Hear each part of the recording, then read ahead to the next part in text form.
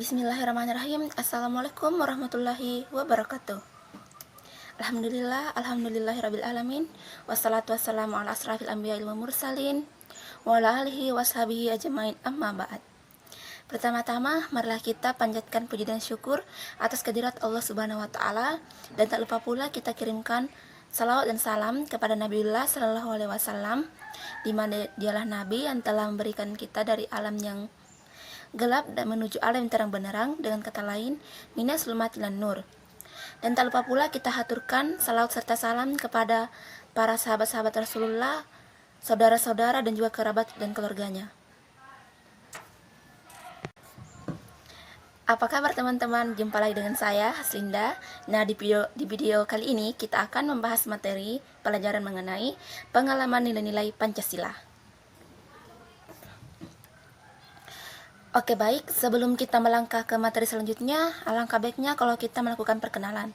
Nah, perkenalkan, nama saya Haslinda, nomor induk mahasiswa 1901412007, program studi pendidikan biologi semester 2, asal kampus Universitas Cokro Aminoto, Palopo. Nah, dalam video ini saya buat untuk memenuhi tugas mata kuliah ujian tengah semester pendidikan Pancasila yang dibimbing oleh Bapak dosen pengampu mata kuliah oleh Bapak Wahyu Hidayat, SIP, MH. Dan saya berterima kasih kepada kesempatannya yang telah memberikan saya materi tersebut, sehingga saya bisa percaya diri untuk bisa melakukan proses metode pembelajaran dalam seperti ini, dalam waktu seperti ini. Nah, oke, baik teman-teman. Setelah itu kita langsung saja melangkah ke materi yang akan kita bahas. Baik teman-teman, dalam materi kali ini kita akan membahas mengenai sila-sila Pancasila. Bagaimana sih cara kita menerapkan nilai-nilai sila Pancasila dalam kehidupan sehari-hari kita. Nah, di sini saya akan membahas yang pertama, yaitu sila pertama, di mana sila pertama itu yang berbunyi ketuhanan yang Maha Esa. Nah, sila ini berhubungan terhadap perilaku kita sebagai umat pertama pada Tuhan.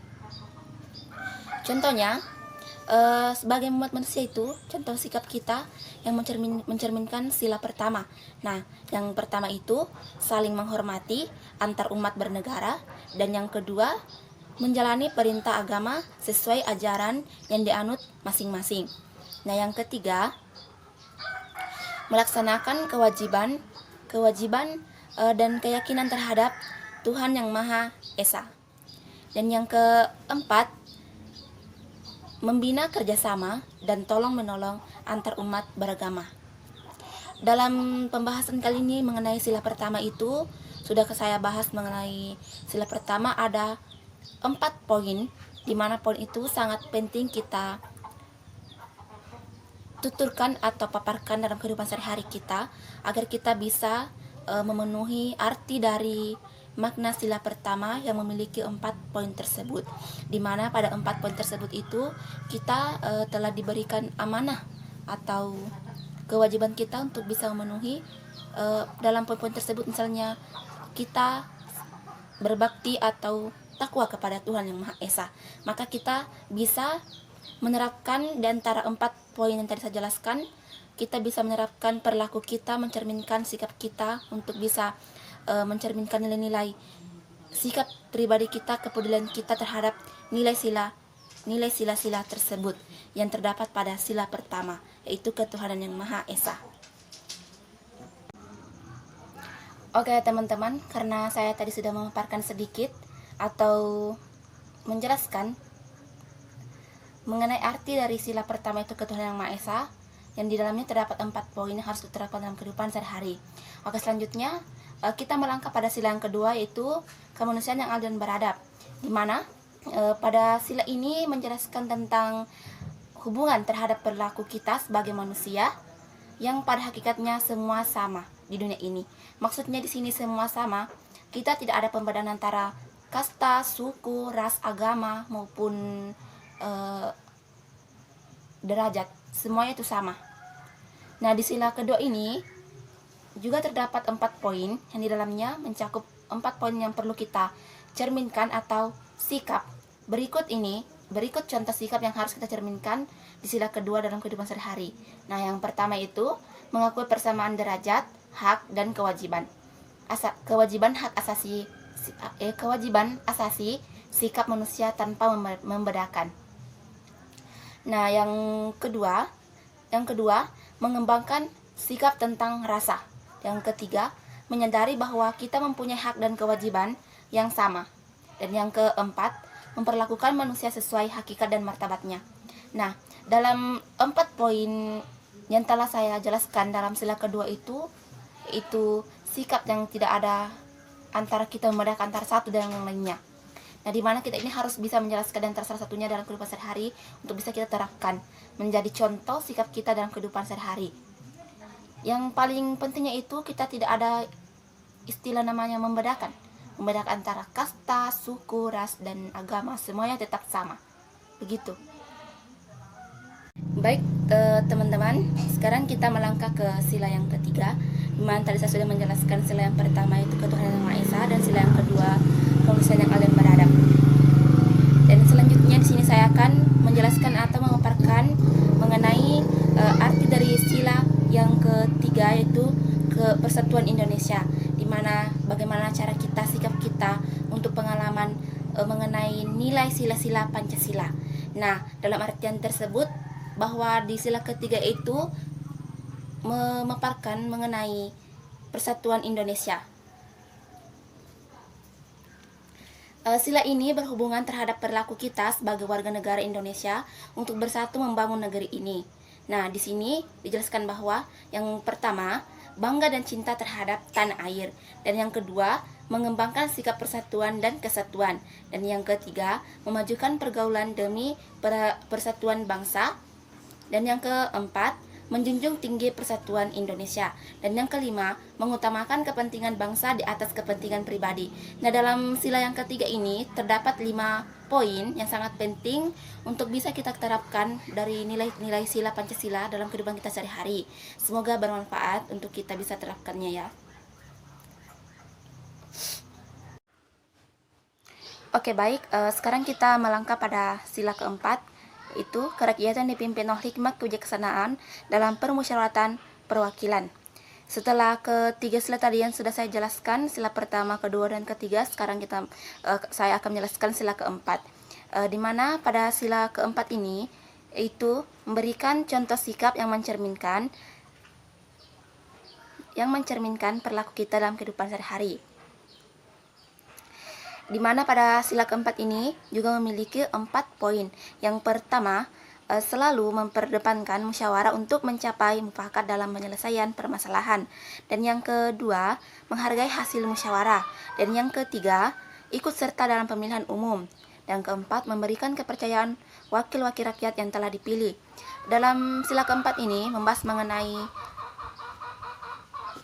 mengenai musyawarah, di mana kita di sini harus bersikap adil dalam pemilihan umum contohnya, dan memberikan hak suara kita kepada orang-orang kita pilih pada saat melakukan pemilihan umum. Dan yang seterusnya itu selalu memperdepankan musyawarah untuk mencapai mufakat dan penyelesaian permasalahan, di mana musyawarah kita lakukan untuk mencapai tujuan dan hasil keputusan kita secara bersama-sama. Maka dari itu kita lakukan musyawarah dan ikut serta dalam pemilihan umum, contohnya dalam pemilihan kepala desa, pemilihan gubernur, presiden. Maka itu kita wajib untuk mengikuti semua itu sebagai warga masyarakat Indonesia yang mematuhi nilai sila Pancasila, yaitu sila keempat.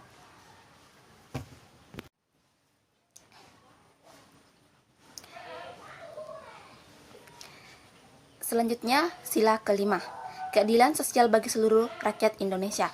Setelah keempat sila saya jelaskan, di sini saya akan memaparkan atau menjelaskan sedikit mengenai cara kita menerapkan nilai sila-sila Pancasila dalam kehidupan sehari-hari atau pengalaman arti dari nilai sila-sila tersebut. Itu sila kelima yang bunyinya keadilan sosial bagi seluruh rakyat Indonesia. Sila ini berhubungan terhadap perilaku kita dalam bersikap adil terhadap semua orang.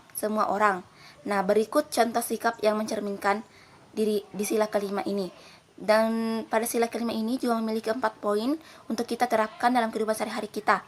Yang pertama, menjunjung tinggi nilai kekeluargaan. Dan yang kedua, menghargai hasil karya orang lain. Dan yang ketiga, tidak melakukan perbuatan-perbuatan yang merugikan pihak umum.